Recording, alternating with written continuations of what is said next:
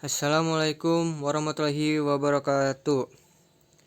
Perkenalkan, nama saya Akbar Pratama dari mahasiswa Bakti Tuna Husada Tasikmalaya. Program S1 Farmasi dari kelas 2B. Saya di sini akan sedikit menjelaskan tentang interaksi obat dengan penyakit. Langsung saja. Definisi interaksi obat. Interaksi obat merupakan perubahan aktivitas farmakologi suatu obat karena pemakaian bersamaan dengan obat lain ataupun dengan agen kimia lain. Interaksi obat dapat mengurangi efek obat atau meningkatkan toksisitas. Dalam beberapa hal, interaksi obat dapat menguntungkan. Akan tetapi, interaksi obat dapat menjadi merugikan karena bahan berbahaya bagi kesehatan. Faktor-faktor yang mempengaruhi interaksi obat. Yang pertama yaitu usia, yang kedua genetik, yang ketiga penyakit, yang keempat makanan, yang kelima lingkungan, yang keenam merokok, dan yang terakhir yaitu mengkonsumsi alkohol. Interaksi obat dengan penyakit.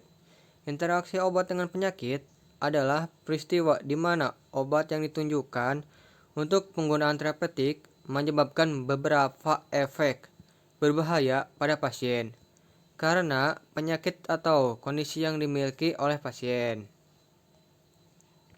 Dampak interaksi obat dibagi menjadi 3, yaitu interaksi obat dengan obat, yang kedua interaksi obat dengan makanan atau dengan minuman, yang ketiga interaksi obat dengan penyakit.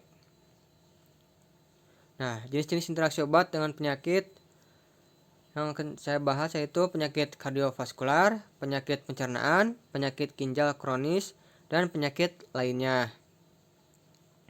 Penyakit kardiovaskular.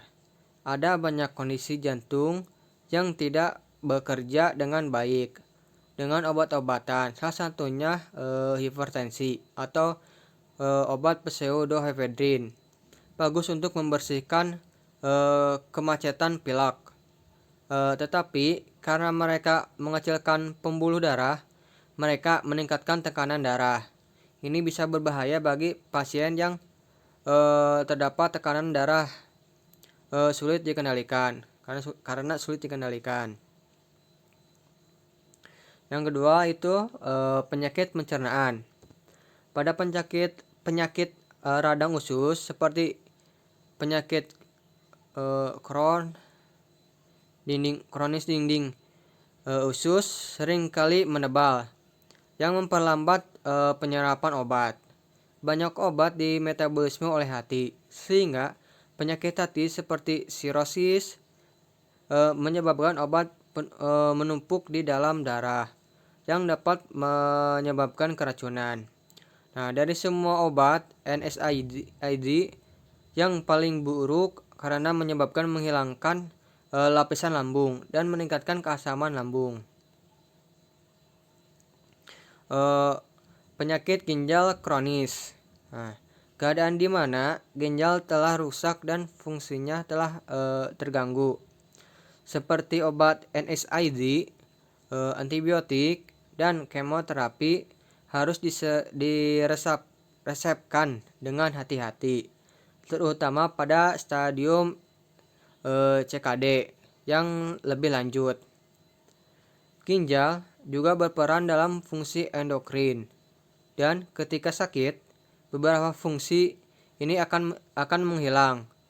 Dapat mempengaruhi bagaimana suatu obat di metabolisme di dalam tubuh.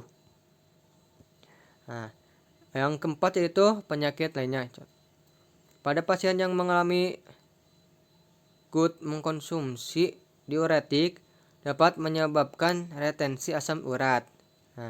Asam urat disebabkan oleh penumpukan asam urat di sendi, sehingga retensi asam urat semakin memburuk.